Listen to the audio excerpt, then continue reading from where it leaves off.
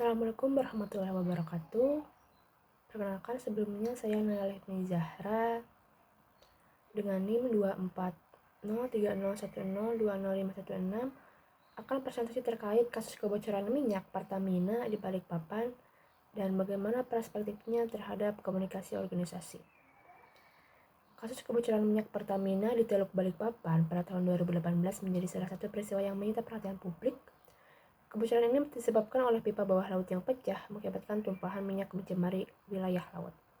5 orang meninggal, dan kerusakan lingkungan yang signifikan memengaruhi ekosistem laut di sekitarnya. Penyelidikan mengungkapkan bahwa pipa minyak patah karena tertarik oleh jangkar kapal yang tidak seharusnya berlabuh di area tersebut. Selain dampak lingkungan yang masif, peristiwa ini juga menyoroti berbagai kelemahan dalam sistem komunikasi organisasi Pertamina. Informasi awal mengenai kebocoran tidak tersampaikan secara cepat dan akurat kepada pihak-pihak terkait. Hal ini menyebabkan respons yang lambat dalam menangani tumpahan minyak dan meminimalkan dampaknya. Dalam kajian perilaku organisasi, komunikasi organisasi memiliki peran vital untuk mendukung efisiensi, koordinasi, dan pengambilan keputusan yang tepat waktu. Berikut gambar kasus kebocoran minyak Pertamina di Balikpapan, di mana memiliki berbagai dampak terhadap lingkungan, seperti mencemari area teluk di Balikpapan, ekosistem laut, termasuk hutan mangrove dan juga biota laut.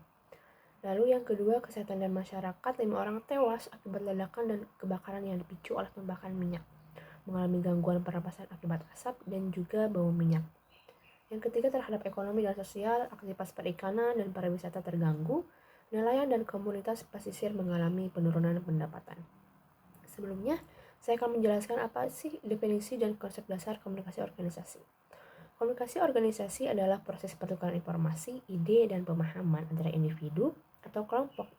Proses ini melibatkan berbagai saluran dan metode komunikasi yang dirancang untuk memastikan informasi tersampaikan dengan jelas, tepat waktu, dan juga efektif.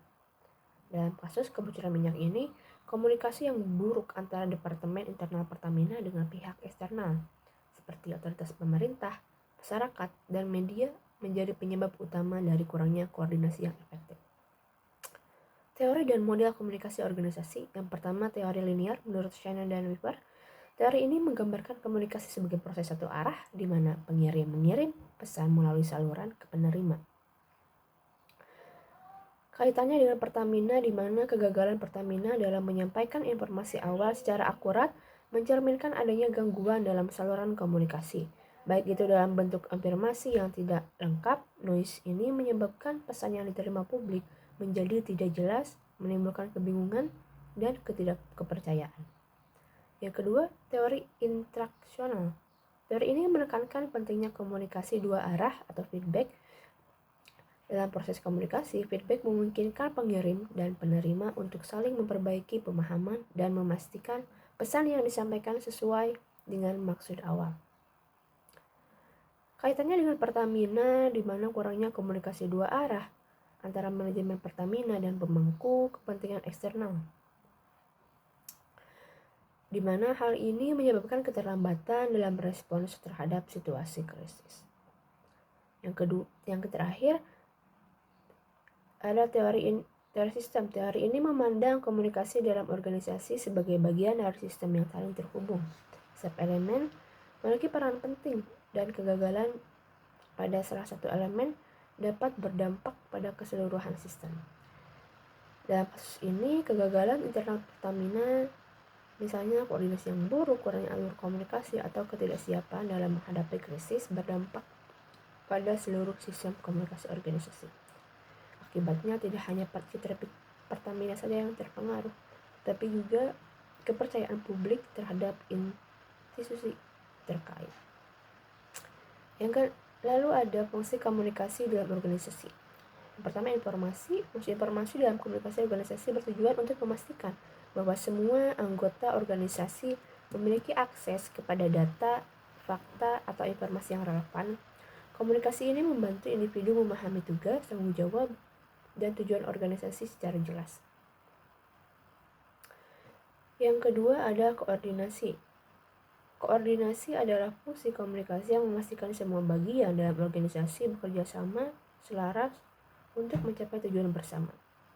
Kegagalan koordinasi lintas departemen dalam Pertamina membuat respons terhadap kebocoran menjadi tidak efisien.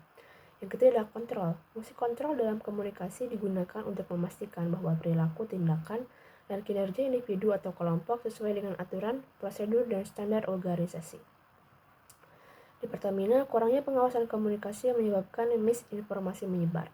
Yang keempat ada motivasi.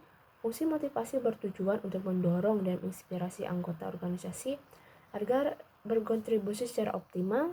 Melalui komunikasi, pemimpin atau manajer dapat memberikan pengakuan, penghargaan, atau arahan yang memotivasi karyawan untuk meningkatkan kinerja. Ketidakhadiran motivasi di Pertamina ini menyebabkan kebingungan dan ketidakpastian bagi karyawan dan masyarakat. Lalu bagaimana proses komunikasi dalam organisasi? Proses komunikasi melibatkan pengirim, pesan, saluran, penerima, dan umpan balik. Dalam proses ini, pengirim yaitu manajemen Pertamina. Sebagai pihak yang bertanggung jawab menyampaikan informasi, manajemen Pertamina gagal memberikan pesan secara cepat dan jelas. Yang kedua, pesan. Informasi yang disampaikan tentang kebocoran minyak tidak lengkap, sehingga membuat penerima informasi tidak dapat memahami situasi dengan baik. Pesan yang tidak akurat atau parsial ini mengurangi efektivitas komunikasi karena penerima tidak mendapatkan gambaran yang utuh. Yang ketiga, saluran. Saluran komunikasi yang digunakan baik melalui media internal maupun eksternal kurang optimal dalam menyebarkan informasi. Mungkin terjadi keterbatasan dalam pemilihan media yang tepat atau dalam cara penyampaian pesan. Yang keempat, penerima. Di mana penerima ini adalah publik atau pemangku kepentingan.